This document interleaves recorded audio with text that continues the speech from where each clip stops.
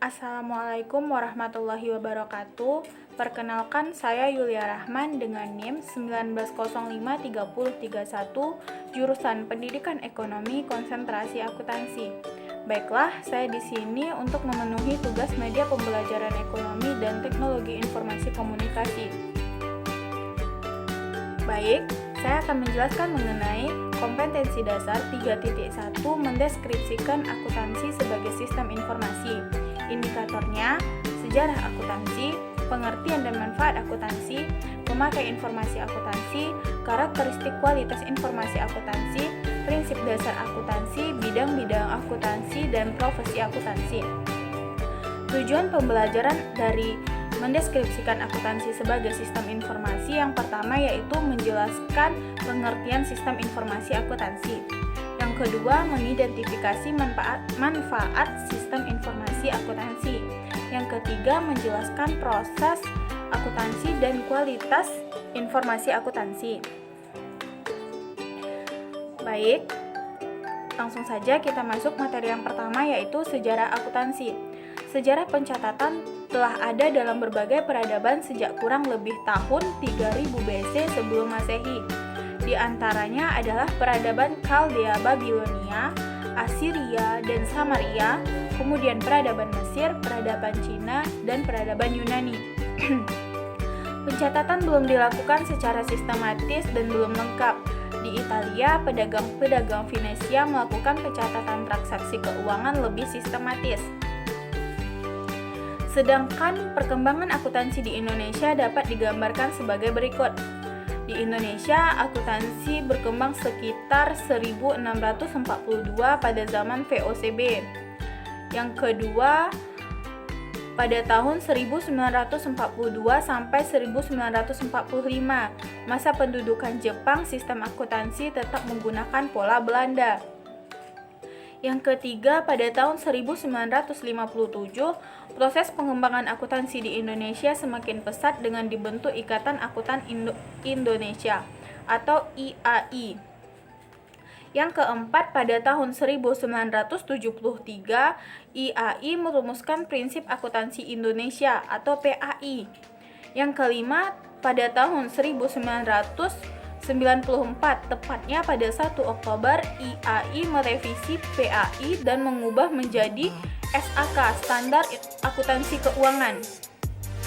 Yang terakhir, pada tahun 2007, tepatnya 1 September, SAK direvisi berisi 59 PSAK, pernyataan SAK, akuntansi syariah, dan 7 ISAK, interpretasi SAK.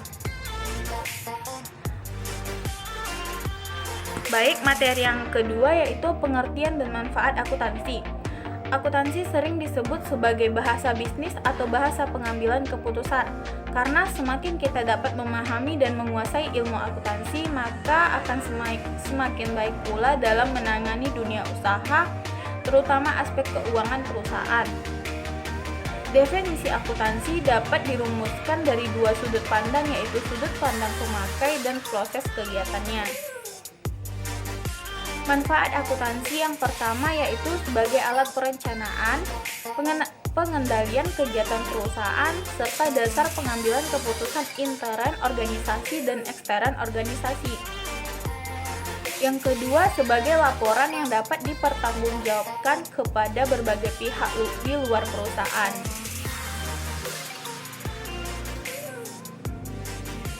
Materi yang ketiga yaitu pemakai informasi akuntansi. Pihak intern. Pihak intern perusahaan yang memerlukan informasi akuntansi adalah pemilik, pemimpin, karyawan. Bagi pemilik perusahaan, informasi akuntansi digunakan sebagai alat untuk menilai hasil yang dicapai oleh pemimpin perusahaan, serta sebagai dasar penentuan taksiran keuntungan yang akan diterima pada masa mendatang dan harga saham yang dimilikinya.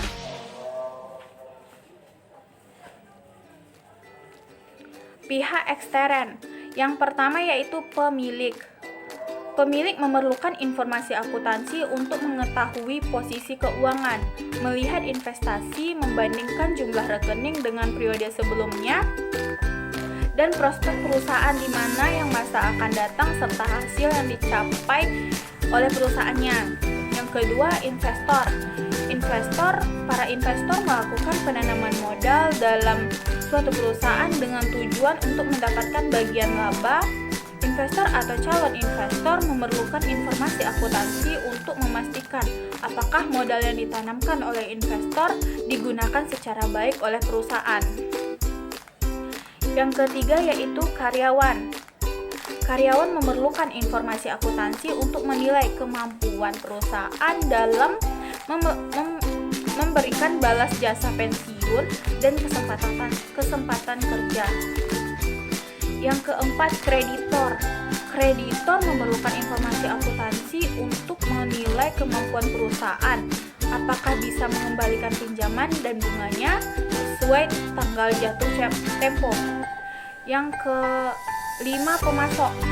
Pemasok memerlukan informasi akuntansi untuk menilai kemampuan perusahaan dalam membayar utang atas pembelian barang yang dibeli perusahaan pada saat sebelum atau sesudah tanggal jatuh tempo.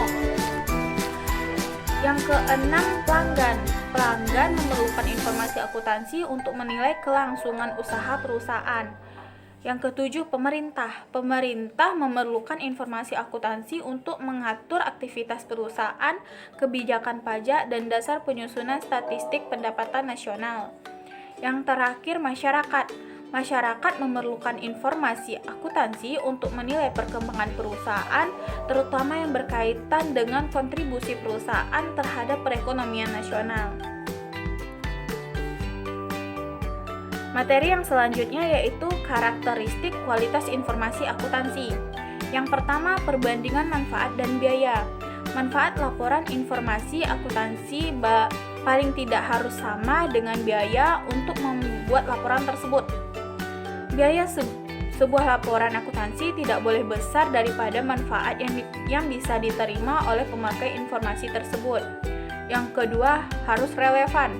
Informasi akuntansi harus relevan. Agar relevan, metode pengukuran pelaporan akuntansi keuangan yang sesuai dipilih untuk membantu pemakai dalam mengambil keputusan. Yang ketiga, dapat dimengerti.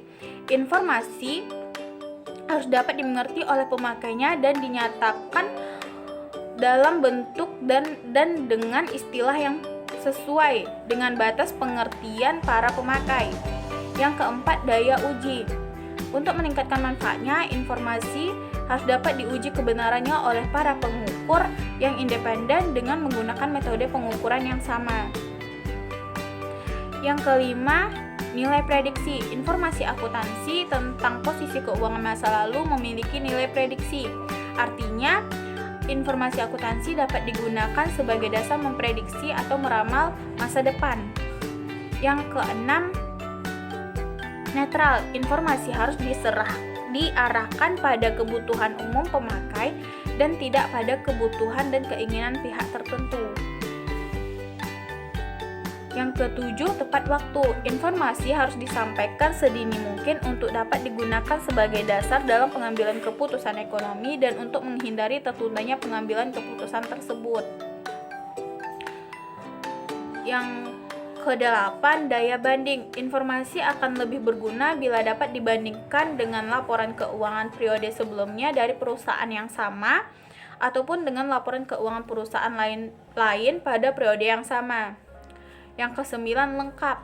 Informasi keuangan dikatakan lengkap bila dapat memenuhi keenam tujuan kualitatif di atas dan dapat memenuhi standar pengungkapan dalam laporan keuangan. Yang terakhir, menyajikan data yang seharusnya. Informasi akuntansi bisa dipercaya jika menyatakan yang sebenarnya atau menyajikan data yang sebenarnya. Materi yang selanjutnya yaitu prinsip dasar akuntansi. Informasi akuntansi sebagai dasar untuk mengambil keputusan sangat diperlukan baik oleh pihak intern perusahaan, khususnya manajemen, maupun pihak-pihak luar perusahaan, seperti instansi pemerintah, bank, para investor, dan masyarakat. Agar laporan keuangan sebagai proses akuntansi dapat diterima oleh semua pihak dan menghasilkan penafsiran yang sama, maka Dalam pelaksanaan kegiatan akuntansi berpegang pada pedoman dasar atau prinsip-prinsip akuntansi yang telah diterima secara umum. Materi selanjutnya yaitu bidang-bidang akuntansi.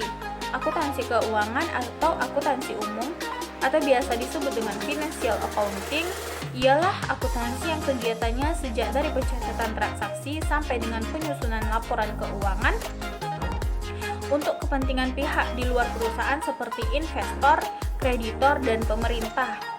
Yang kedua, akuntansi manajemen atau manajemen accounting ialah akuntansi yang meliputi segala kegiatan di dalam perusahaan dan membantu manajemen perusahaan dalam mempertimbangkan pengambilan keputusan. Selain dikelompokkan menjadi akuntansi keuangan dan akuntansi manajemen, biasanya akuntansi juga dapat dibedakan menjadi bidang akuntansi eksternal dan bidang akuntansi internal.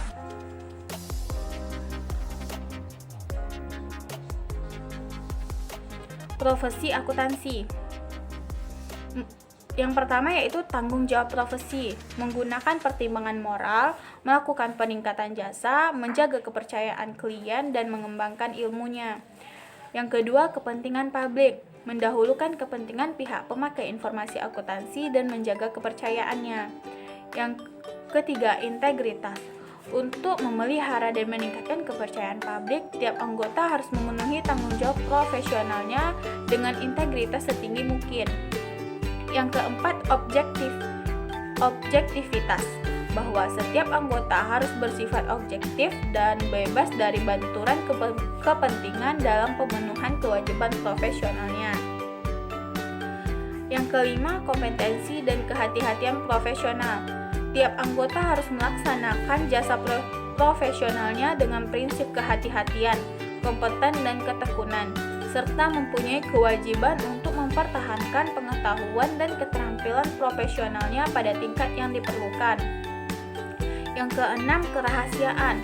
Menjaga kerahasiaan informasi yang diperolehnya, tidak mengungkapkan informasi tanpa persetujuan dari pihak pemilik informasi.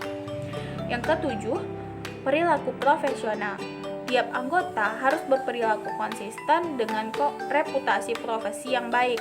Kewajiban tersebut harus dipenuhi sebagai bentuk tanggung jawab kepada penerima pihak ketiga dan masyarakat umum. Yang kedelapan, standar teknis. Tiap anggota wajib melaksanakan jasa profesionalnya sesuai dengan standar teknis dan standar profesional yang relevan. Anggota mempunyai kewajiban untuk melaksanakan penugasan dari penerimaan jasa sesuai dengan keahlian.